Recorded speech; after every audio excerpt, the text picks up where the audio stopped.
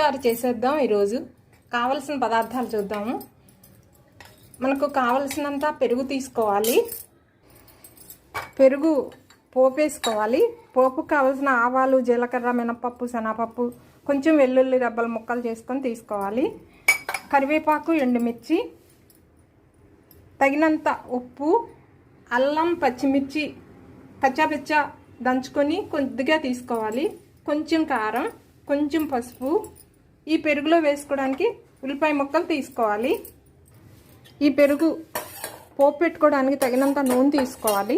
నూనె వేడెక్కాక పోపు గింజలు, అల్లం, పచ్చిమిర్చి వేసి వేయించుకోవాలి. పోపు వేగాక పోపు గింజల్లోనే కొంచెం పసుపు కలిపేసి వేయించేసుకొని కావలసినంత పెరుగు కలిపేసుకోవాలి. ఉల్లిపాయ ముక్కలు కలిపేసుకోవాలి.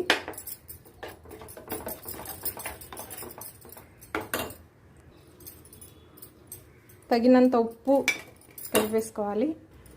పైన కొంచెం కూర కారణంతో గార్నిష్ చేసుకుంటే చూడటానికి బాగుంటుంది. తినేటప్పుడు ఈ కారం మజ్జిగ జార్లో మొత్తంగా కలిపేసుకొని వడ్డించుకుంటే ఆ టేస్టే వేరు.